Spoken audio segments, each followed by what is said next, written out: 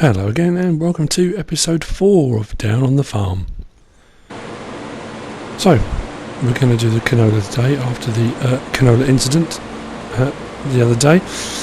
Yeah, not quite sure how I managed to do that, but it shouldn't happen again. So, go around, harvest up the canola and sell that.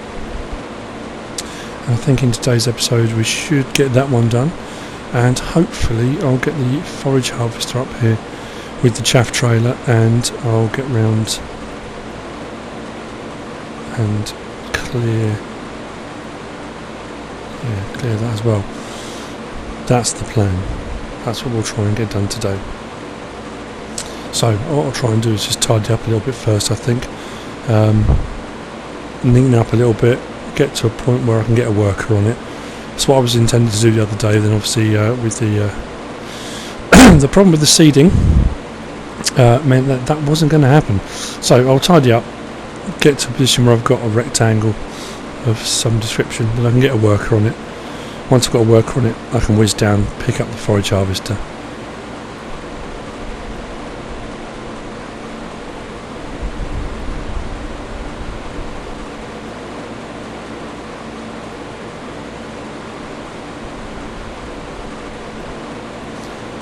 It's interesting playing it real time, how much you can get done and how much you kind of got used to speeding things up.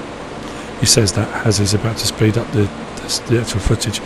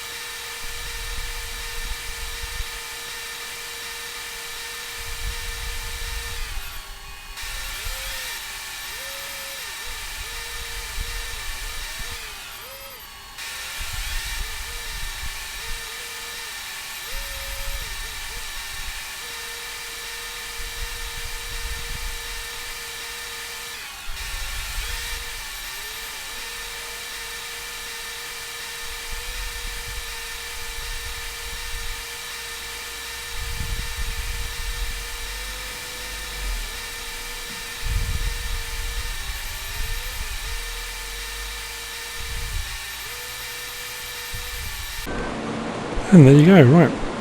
Ready for a worker. Get the worker on it. Obviously we've got the tree in the middle of the field, so at some point he's going to stop or get close to it, and I'll have to just jump in, take over. But it does give me the opportunity. Actually, I better unload first. Otherwise can't do anything. Back in the case Magnum. Now today's unload, I know it's not a full field of canola, but it should be a little bit more money because obviously you get more for the canola anyway. I think the standard price is about 1,000 and something per tonne, so it should be more anyway. When I did first start out, I know it's a weird one, the yield on a canola field is much lower, so if you fertilise you're going to get a higher yield than you would do originally anyway. So it's a lower yield but you get more money for it, so overall you do make more money doing canola. So I did start off, the couple of fields I had was just got canola, just canola in the fields, just to build up enough money to buy another field and then buy another field. Problem is you do get fed up with doing canola. So I think once you get to a point where you've got a few fields, you think, well, okay, I'll allocate these to barley, these to canola, these ones to wheat. I haven't even thought about sugar beet or potatoes yet because of affording all the machinery. We'll get there.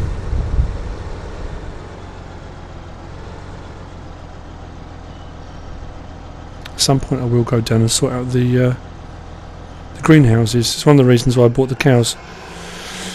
Right, so while that's set off then, I'll jump into the forage harvester. I've got the Rostzel mash one. It's the only one of the 3 forage harvesters that can actually tow this chaff trailer. I know lots of the other trailers on my my forage harvester guide. I showed a few of the different trailers, and you can put chaff into most trailers, but I do like the Bergman chaff trailer, which is a good combination. So I tend to go with the Rostzel mash. I have got the New Holland download DLC, and I have used that one occasionally. I did used to run the 2 Flegels together, so I had a combined 64,000 litre, because the pipe on the top of the forage harvester, whoops, didn't turn tight enough. Sorry.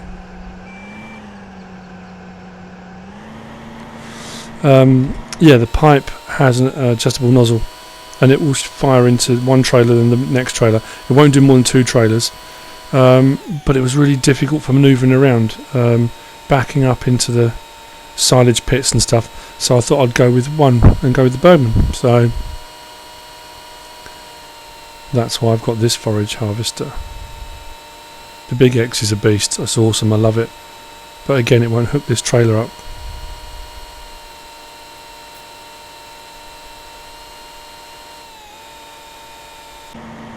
And here we are.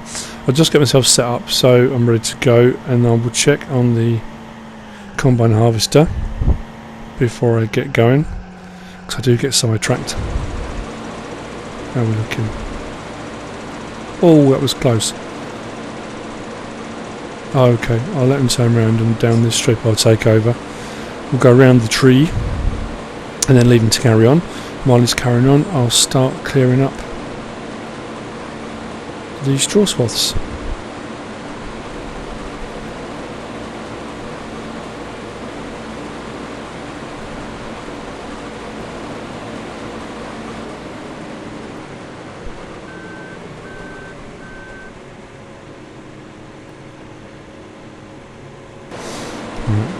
I'll take over.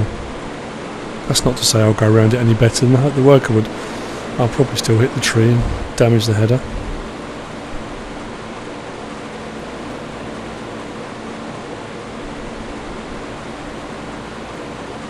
I had an interesting thought the other day. It's a bit of an odd one. With Farming Simulator 17 on the horizon. To make the gameplay not necessarily more immersive, but give it more longevity, I did think about, when you start off you have your farm, and a lot of the maps have multiple farms on them, whether it's the dairy farm or whatever you've got, that as you build up money you have to buy those farms before you can access them. So each one would have its own silo and its own barns and that stuff, and you kind of have to unlock the map as you go. I thought that would give you more, it's almost like buying back a farm or buying up other farms around the area. It would give you a more immersive, because realistically once you get to sort of 1 million, 2 million, if you get to that point, and you've got all the equipment you need, it kind of loses its meaning a little bit. You tend to get a little bit, well, I'm just going through the motions. I don't know, just a thought. Right, anyway, chaff. The forage harvester will only make chaff, whatever it goes over, whether it's picking up grass, straw swaths, if you've got the header on that cuts through everything, or if you've got the header on that goes through a corn/maize field, it will turn it all into chaff, whatever it is, which you can then only use for silage. But it's a very quick and efficient way of collecting that up. I will go down and show on one of the episodes. I'll do a load of silage. I've done it on one of my other videos as well, selling silage, but rather than using a wheel loader and bucket, I tend to go for the self-propelled feed mixer, and it's a 12,000 litre capacity. For 12,000 litres I think it's about 19,000 you get for it, which is pretty good for a load. So if you think for 12,000 litres of fermented silage, it's 19,000. Each load of this trailer at 55,000 litres, that's a lot of money. Each trailer's worth a lot of money. That's if you can be bothered to spend the time doing the silage. A lot of people do enough silage that they've got some on their dairy farm, but it is a very profitable way of, well, it's very profitable. It's a good way of making money. I could just spend the next 3 episodes clearing out the silage bin that I've got ready to go, but it's boring. So generally speaking, if I need money to get something desperately, I'll do a few loads. If I get great demand, I'll do a few loads. But it's always good to have it sitting there as a backup. You never know when you might need silage. I always miss bits, especially on the bends. I always try as much as I can when I'm doing the actual harvesting to try and get straight lines rather than bends, because it's much harder to pick them up with the forage wagons. If you're using a tractor with a forage trailer, that's even harder. I'm pretty sure the pickup's even narrower than this one.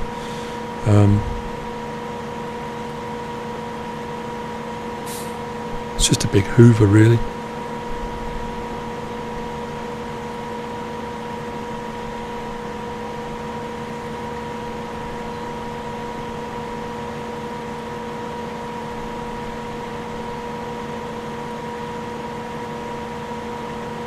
At some point I will need to pop back and have a quick check on the combine harvester just to make sure he hasn't stopped or filled up, but I'll do that in a minute. Apologise for my throat today. I've got a very croaky throat, I don't know why.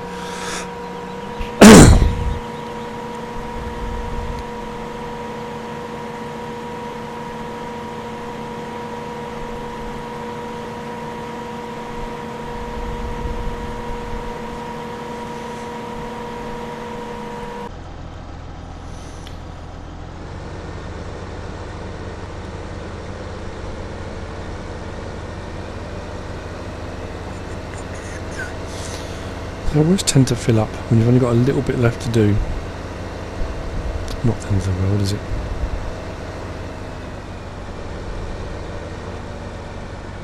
It's a big field.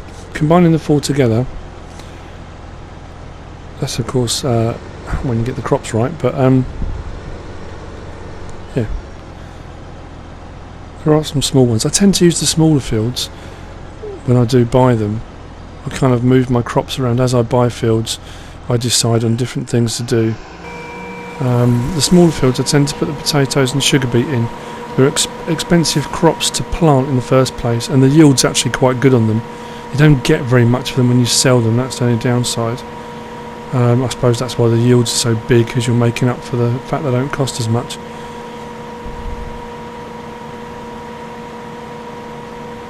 Having the Holmer DLC helps if you haven't got that. Have a look at it. For sugar beet harvesting, it's a much quicker harvester.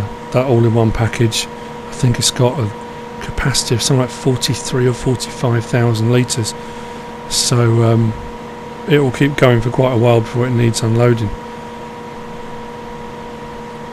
Plus you get the extra, the variant 600 kind of tractor. Oh, my fuel is low. Then when I take this next load down when it's full, I'll fill up.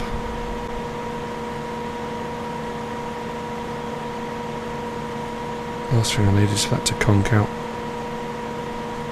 I think what I might do as well, on the Giants maps, you don't often have, I know you do on Westbridge Hills actually, saying that, and you do on Sosnovska, so actually this is the only one. There's not a fuel container on your farm. So what I might do in one of the episodes is just buy a fuel bowser, fill it up and park it up at the farm, so I can always fill up from there if I need to. It might make a bit more sense. I'll do that in one of the episodes. We'll trundle on back up the hill and carry on picking this up.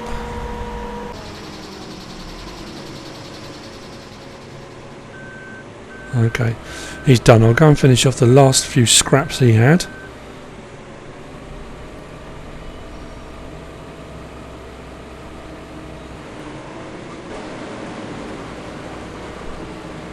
I'm having a nightmare with the buttons, the controls on this.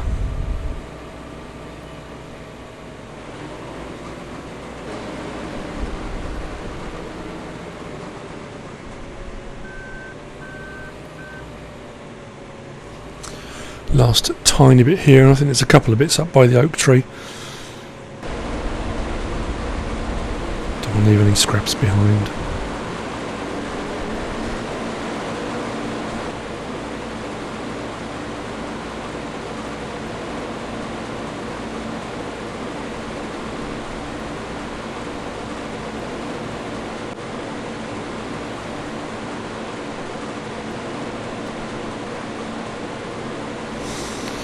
I always find doing the combine harvester, it's great to see it from in cab, and I do try and do more in cab now.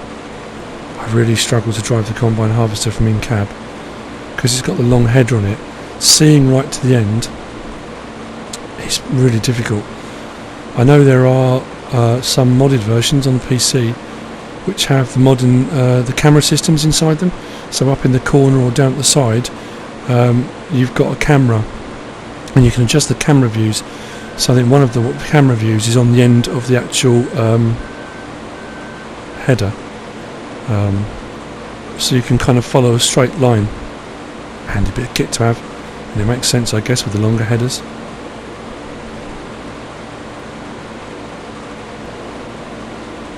Watched a multiplayer on Daggerwind's server the other day. And there was a guy in a case harvesting a field. He had to have been a farmer. I mean, it was immaculate, absolutely spot on. Yeah, very, very good. Mine are a little bit raggedy, unfortunately.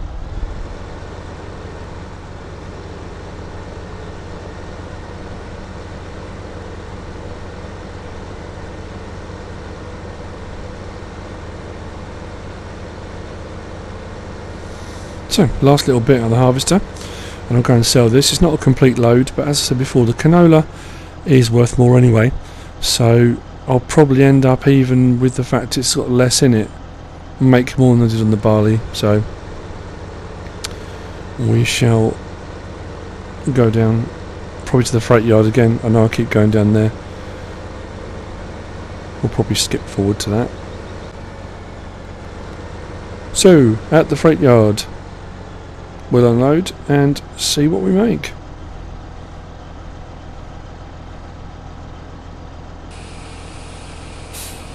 Still love that trailer. It's brilliant.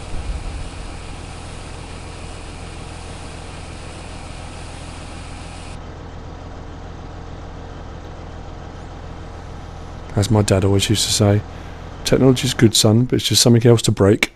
That's a fair point. I suppose all these new machinery, it's fantastic having it, but if it breaks, yeah, someone's got to repair it.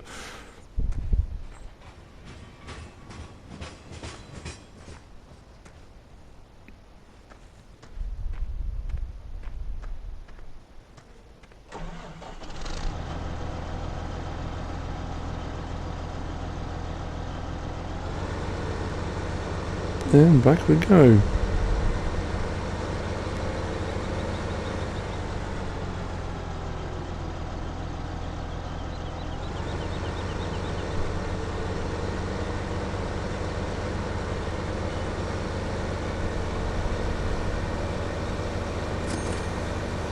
$36,315 was the extra payment.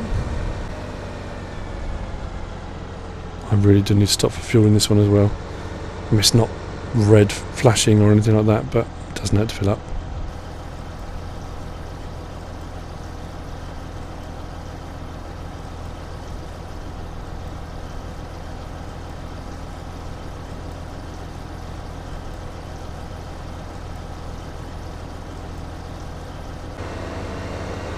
There we go, all filled up. Back to the farm. I'll probably leave these here in the next episode, pack them away. I'll jump back into the forage harvester probably in a minute.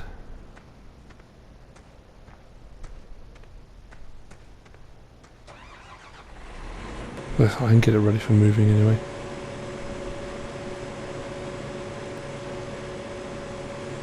Fold it all up.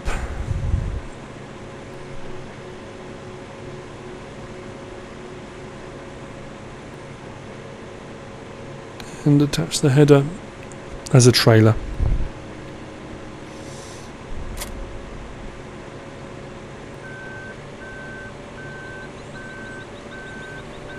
In all honesty, I could probably do with a wash, but